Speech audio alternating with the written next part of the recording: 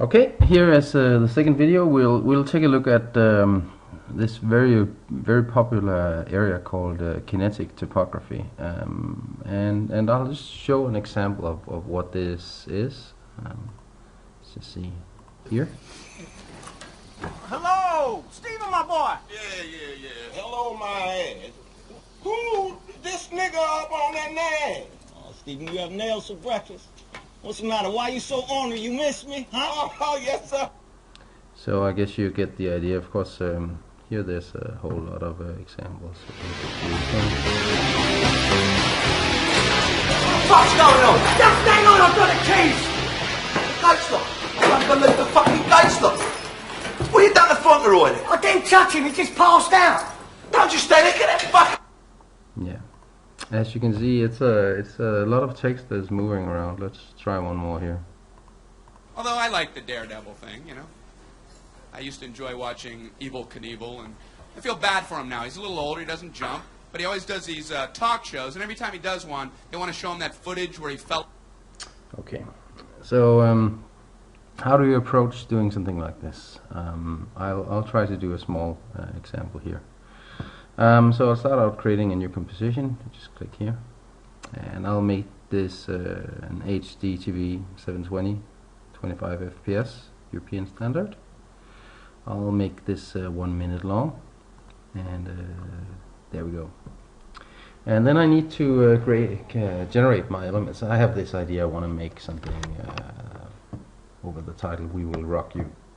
So I go to my text tool, and I just go, "We will rock." Oh, that was the same. So we do a new one.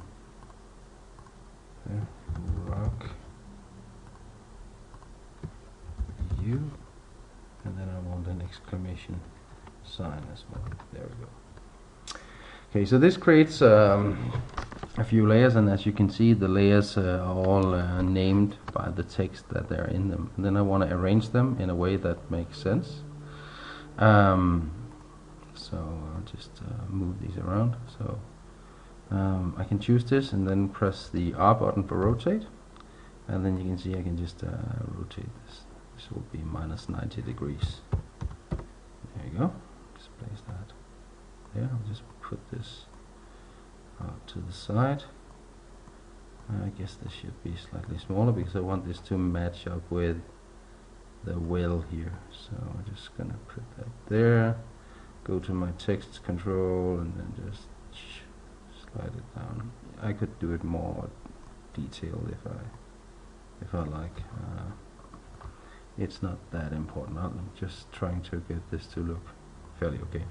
So we will, and then I want a rock underneath here. So it's slightly too big. So let's make it, yeah.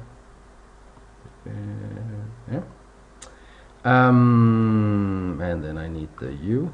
It's here again. That would be minus 90 degrees. There we go. Move that over here. And make it smaller. Let's see. Just slightly smaller. Like so. And then I want the exclamation mark here at the end.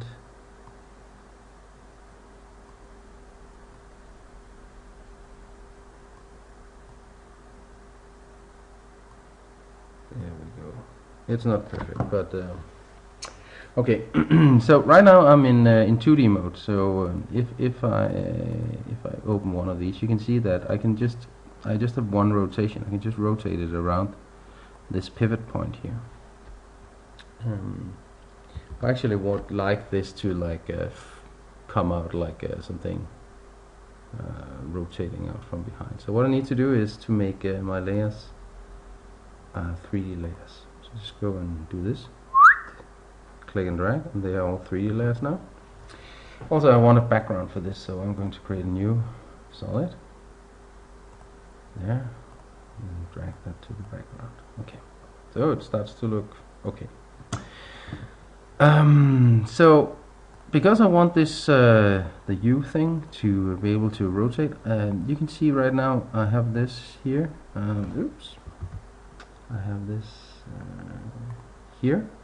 That if I rotate this, it rotates around this point. I want it to rotate over here.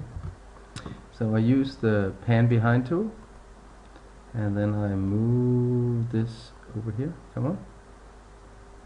So I want it there. Okay.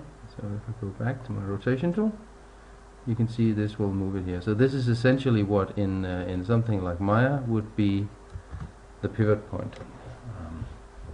That's just the way it works. Then for something like this, I would link things like backwards. So I would link the exclamation mark to the U, and the U to the rock, and the rock to the will, and the will to the we. So I'll just link this backwards, like so. And there we go. So if I grab the we now, you can see everything follows that one. Let me just use the move tool. So I can center it a little bit there. If I grab the will, everything below it will move with that. If I grab the rock, everything below that will move, and etc. So for the animation part of it, I will also animate it backwards. So I'll go to 50, grab the exclamation mark here, and I can just either untwirl this or press P for getting the position, and I click the little stopwatch there, and I go back like 2 seconds. I can change the timing later, and then I move this out of the frame like there. So now it comes in at the end like this. I would create some overshoot here, so that so that it does this sort of thing. So it comes down. So you can see it like bounces up there. But that's like the fine detail, so I'm not going to do too much of that. I'll just zoom in down here, and what I'll do is that I want it to be visible at the frame it starts moving. So I will click the layer, press T for transparency, which is opacity. It's a little odd, but anyway. So I click the stopwatch, and then I go 1 frame back, and then I make it transparent. There we go. So that means that it will be invisible before it starts moving. So that was the exclamation mark. Then I'm going to the U, and I want that to unfold, and it should do that at here around. Oh, I'll just zoom out because it's. So I'll do that around 45. That's where it should stop. So I'll go U, and I'll untwirl that, and you can see I have a lot of rotations here. So I'll just grab the rotation here. So that will be, I think actually this is a rotation around Y. So let's just try. Yep, it is a rotation around Y. And I will set a key on that one. Go back a few frames, and then I will rotate that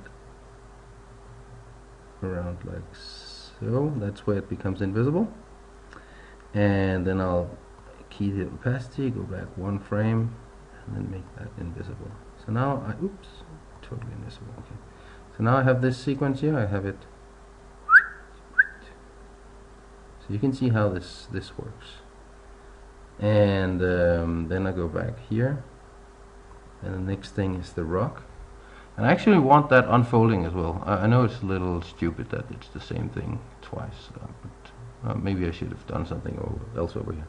But I need to grab the move behind tool here, move the pivot point up here, and then I need to put, I need to close this, I need to open this, I need to open the transform, and this will be the X rotation, I guess. Yep, it is X rotation, so I'll keep that, and I'll go back a few frames, and I will rotate that up to there, key the opacity, go back 1 frame, and there.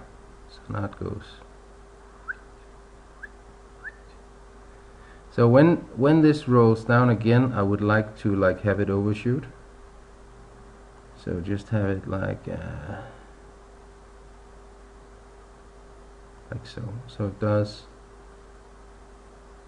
You can just feel it going too far and then popping back. And then I wanted the same thing for this, but never mind.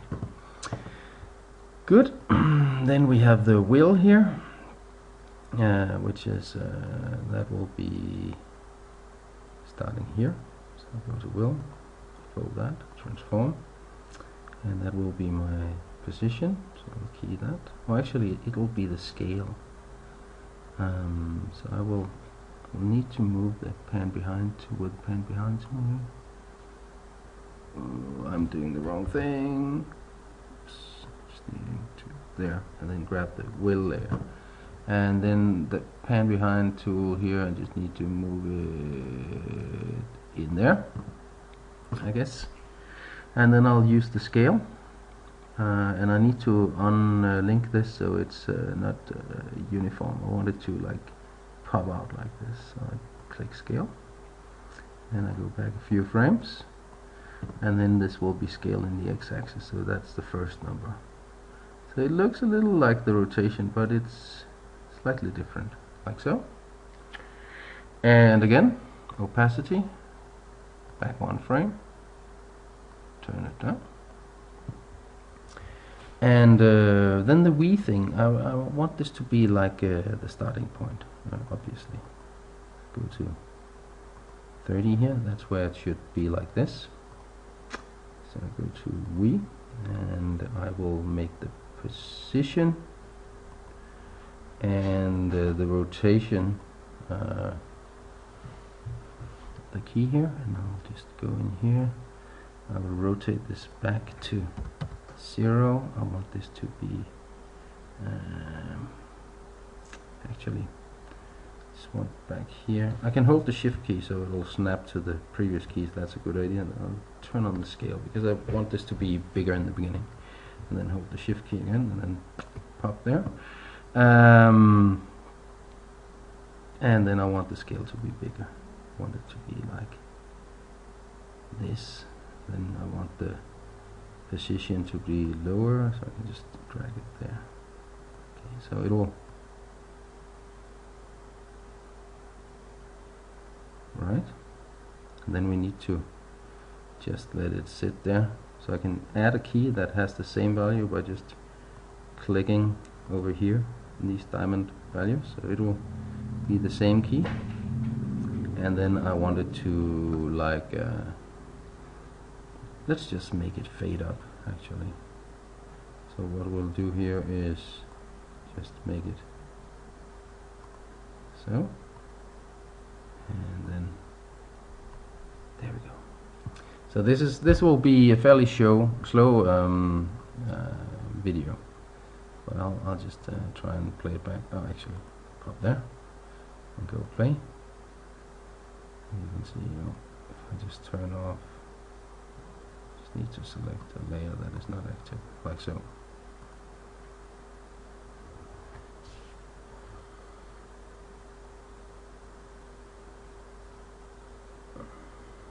So this is very slow, obviously.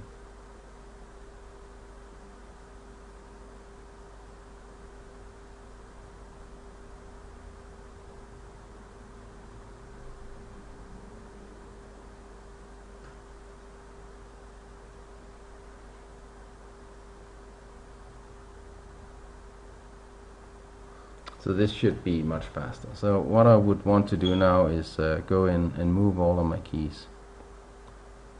So if I had my timing right at the beginning, it would have been much easier, but this is just the way it is. So I want this to be much faster.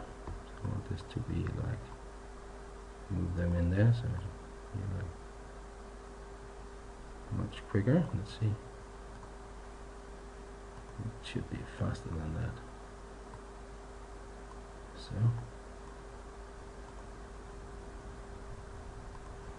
I'll just zoom in, make this slightly quicker. So let's see. Okay, something like that. That's okay. And then I move on to the U. there, and then I just need to find the keys. They are there, so I need to move this. Actually, I need to move that the other way. So just move it over there, so it will be faster. Yeah, and then I need to go to rock, and this will be the same thing again.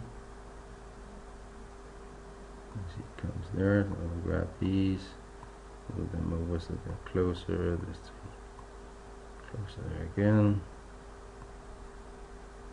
Yep. Move down, go to will. And they will be over here somewhere. Let's bring them. Oops. Undo. Like this. Move these closer here. These closer there. And go to we.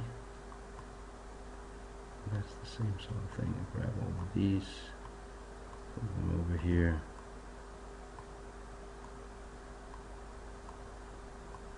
So I could also speed up the whole thing, but I like to just do it like simple. And then maybe have the initial thing here be fairly slow. Okay, so what we have now is this. I'm just caching this. Yes, come on.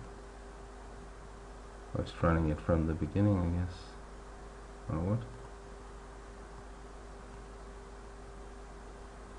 Okay, so just trying to play this.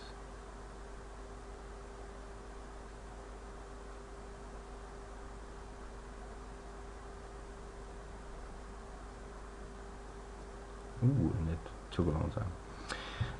One thing you could add was motion blur. So if I just twirl all of these in, just there, and then just turn on motion blur. There you go. So you should see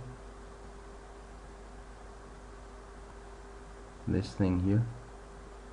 Should have motion blur on it. Ever so slightly. Ooh. Oh dear, oh dear, oh dear, oh dear, I broke it. Undo, there. Turn off. So you might be able to see just a little bit.